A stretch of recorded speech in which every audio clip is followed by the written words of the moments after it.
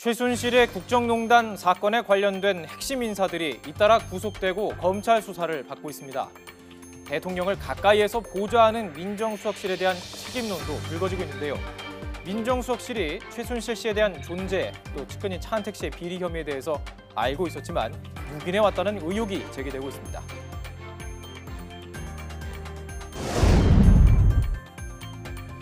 먼저 청와대가 차은택 씨를 도피 중에 접촉했다는 의혹이 제기됐습니다.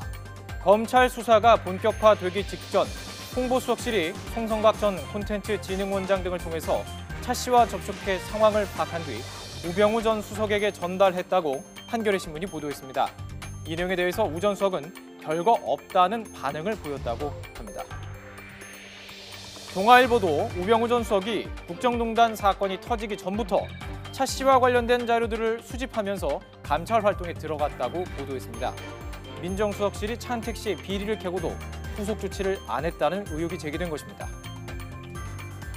하지만 오늘 청와대 정연국 대변인은 차은택 씨를 사전 조사해 당시 우병우 수석에게 보고했다는 보도는 사실이 아니라고 밝혔습니다.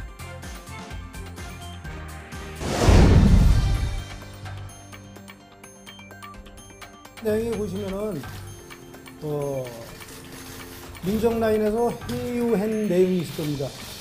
저희 동생이 억울하게 문명을 써가면서 세상을 떠났기에 여러분들한테 세상에 알리는 걸 보수하기 위해서 이렇게 말씀드리는 겁니다.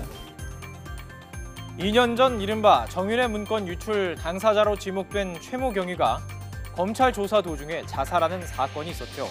이 과정에서 우병우 전 수석의 민정비서관실이 관련자들의 진술을 회유했다는 의혹도 제기됐습니다.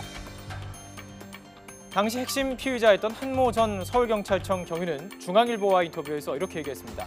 자신의 휴대전화에 최순실이 대통령계 인사를 다 관장하고 승마협회 갑질을 한다라는 이런 통화 내용이 들어있었고 이 휴대전화를 검찰이 압수했다고 말했습니다.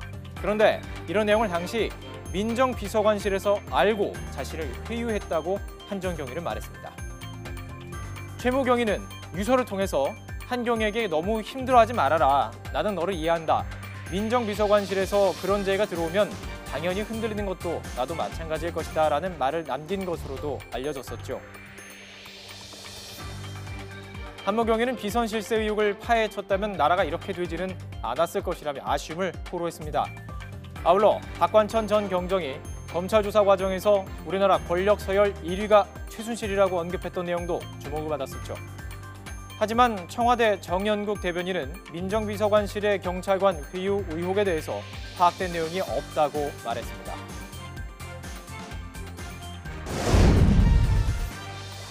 검찰에 출석할 당시 고압적인 자세로 황제 소환 논란을 일으켰던 우병우 전 수석. 민정수석실의 수장인 그가 최순실 사태에 뒷짐을 지고 태어났던 모습은 국민의 분노를 샀습니다. 최순실 씨의 국정농단과 그 주변 인물들의 비리 혐의에 대해서 몰랐어도 문제, 알았어도 문제라는 지적입니다. 민정수석으로 오래 재직을 하면서 최순실이 이렇게 국정농단을 한 여러 가지 정황들이 드러나고 있는데 이걸 몰랐다면 직무유기가 되는 거고요. 알았다면 공모가 되는 상황입니다. 이런 정황들에 대해서 과연 민정수석이 몰랐던 것인가? 여기에 대한 수사가 이제 곧 급물살을 탈 텐데 얼만큼 물증을 확보할 수 있는가? 이게 핵심 관건이 될 것 같습니다. 우병우 전 민정수석은 현재 최순실 감찰을 소홀히해 사태를 방치한 혐의로 직무유기로 고발된 상태입니다. 검찰은 어제 자택에 대한 압수수색에 나섰고 최순실 게이트와의 연관성이 드러날 경우 재소환될 가능성도 있다고 하죠.